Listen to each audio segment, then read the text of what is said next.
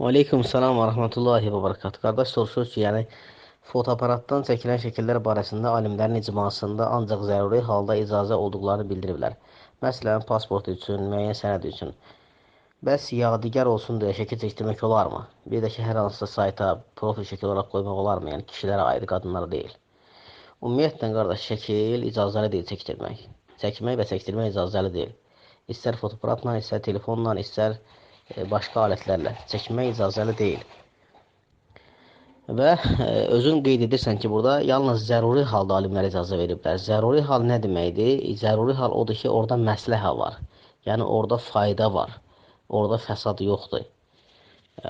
Ona görə də yəni, şəriət zəruri halda icazə verir.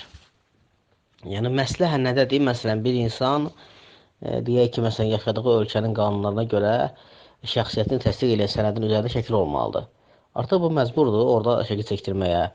Və yaxud məsələn, oxuduğu universitetdə müəyyən sənəd, diplom üçün sənəd olmalıdır, şəkil olmalıdır üstündə. Məsələn, deyək ki, belə. Yəni, ora məcburdur o versin. Və yaxud deyək ki, hansısa bir cinayətkarın axtarışı üçün şəkli verilib, onun fotorobotu verilib, şəkil kimi, yəni belə, məsələn, axtarış üçün. Məsələn, orada məsləhə var. Belə halda icazəlidir. Lakin insan xatirə olaraq və yaxud müəyyən yerlərə gedir, gəzməli yerlərə, orada şəkil çəkdirir. Yəni, bu icazəli deyil. Bu icazəli deyil, bundan çəkinmək lazımdır.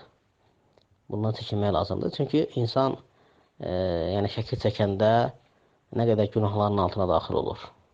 Məsələn, insan çəkir gəzliyində şəkli və yaşlı olandan sonra, bir müddətdən sonra öz gəzli şəkillərinə baxır, görsən qədərə qarşı hətta çıxır insan. Hətta insan görsən ki, qədərə qarşı çıxır, narazılıqlar eləyir. Və yaxud da insan görərsən ki, məsələn, şəkil çəkib gəzliyində və bir müddətdən sonra, məsələn, deyək ki, müəyyən hadisə olur, avtomobil qəzasına düşür, qıçı sınır və yaxud nəsə olur, öz şəklinə baxır, başlayır qədərə qarşı danışmağa. Yəni, burada səbəblər var. O səbəblərə görə də Allah talan dini bizə şəkil çəkməyi və çəkdirməyi icazə vermir. Və Peyğəmbər sallallahu əleyhi və səlləm buyurur hədislərin birində ki, lənəllahul musavvirun. Allah lənət eləsin musavvirlərə. Musavvir yəni kimlərdir? Şəkil çəkənlərdir.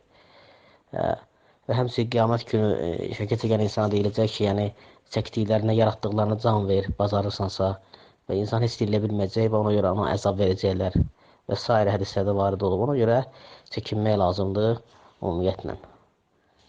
Allah bir daha doğrusun.